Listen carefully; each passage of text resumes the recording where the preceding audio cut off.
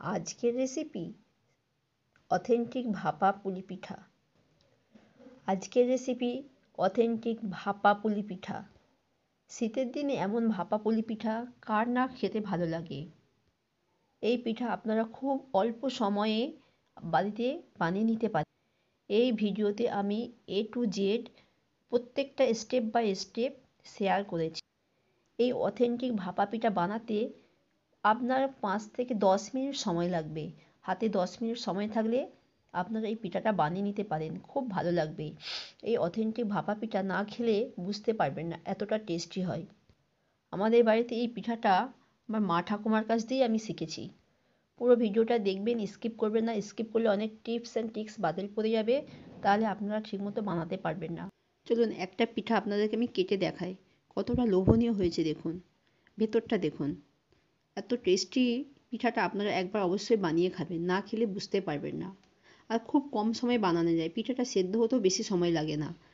আপনারা আমার 7 থেকে 10 মিনিটের মধ্যে আপনাদের পিঠাটা সেদ্ধ হয়ে যাবে।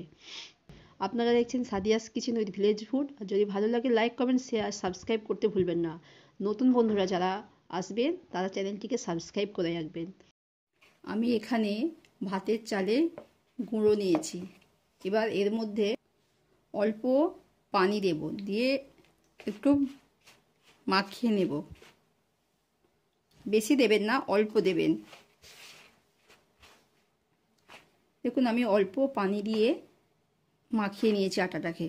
আটাটা খুব বেশি পানি দেবেন না, তাহলে হচ্ছে চাপটে যাবে, এমন ঝুরঝুরো থাকবে। আমি এখানে একটা চালুনি নিয়েছি, এটাকে এবার চেলে নেব। দেখুন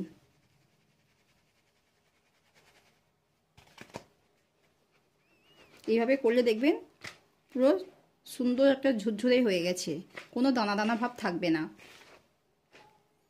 এভাবে আপনারা চেলে নেবেন।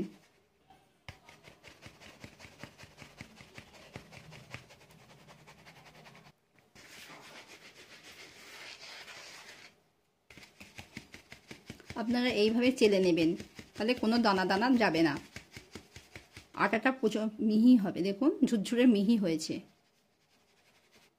দেখুন আমার এই যে দানা দানা অংশটা রয়ে গেছে, এবার এটাকে ফেলে দেব। আর আটাটা দেখুন কত সুন্দর ঝুরঝুরে হয়েছে। এই ভাপা পিঠে করার জন্য আটাটাকে এই রকমের নিতে হবে।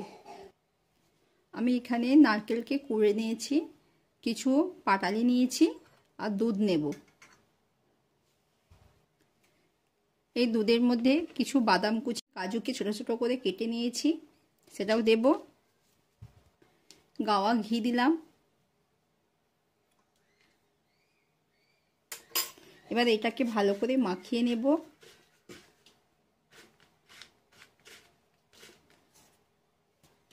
দেখুন এটা মাখাতে কত সুন্দর সুঘ্রাণ বেরিয়েছে। আপনারা এইভাবে একবার ট্রাই করবেন। এই ভাপা পিঠার রেসিপি খুব টেস্টি হয়, না খেলে বুঝতেই পারবেন না। আমাদের এখানে এই পিঠাটা সবাই এইভাবেই বানিয়ে থাকে। দেখুন আমি সবার প্রথমে চালের গুঁড়ি দেব। আমি নারকেল কুড়ি দেব, নারকেলের গুঁড়ি দিলাম।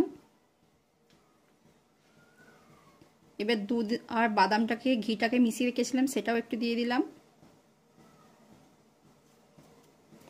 পাটালি দেব।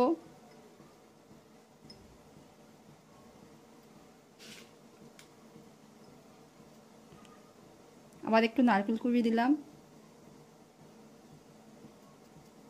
চালের গুঁড়িটা দিয়ে দিলাম।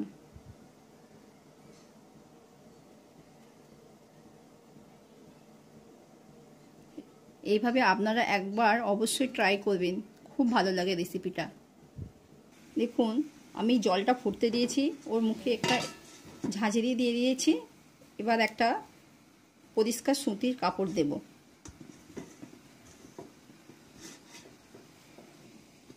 আপনারা একটু দেখতে থাকুন। এবার এইটাকে এতে দিয়ে দেব।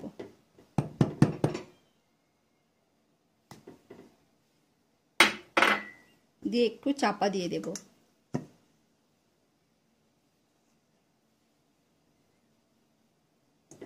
তো দিয়ে ঢেকে দিলাম। দেখুন আমার পিঠাটা হয়ে গেছে। আমি 5 মিনিট এইভাবে ভাপিয়ে নিয়েছি। আবার এই কাপড়টাকে তুলে নেব। এই কাপড়টাকে তুলে নিলাম। আমি আবারও একটা আপনাদেরকে দেখিয়ে দিচ্ছি। এই পিঠাটা এত সুন্দর হয়, না খেলে আপনারা বুঝতেই পারবেন না। চালের গুঁড়ি দিলাম, নারকেল কোড়া দিলাম, গুড় দিলাম, পাটালির গুড়। এটা আপনারা আপনাদের পছন্দ মতো দেবেন। কেউ বেশি খেতে চাইলে বেশি দেবেন, যে কম খাবেন সে কম দেবেন। এবার গুঁড়ো দুধ আর বাদাম দিয়ে যেটা মিশিয়ে রেখেছিলাম সেটা দিয়ে দিলাম। আবারও চালের গুঁড়ি দিলাম।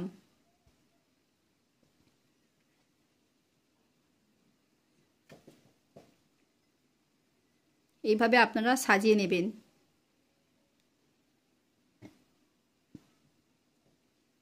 একটা পরিষ্কার সুতির কাপড় নিয়েছি, কাপড়টাকে ভিজিয়ে নেবেন। এবার এইটাকে এইভাবে দিয়ে দেবেন।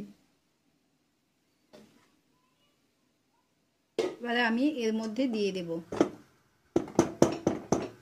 তুলে নিলাম, এটা চাপা দিয়ে দেব। ওপর দিয়ে আর একটা পাত্র দিয়ে ঢেকে দেব। একটা পাত্র দিয়ে ঢেকে দিলাম। দেখুন আমার পিঠেগুলো হয়ে গেছে। আপনারা এইভাবে একবার বানিয়ে নেবেন, যথেষ্ট ভালো লাগবে।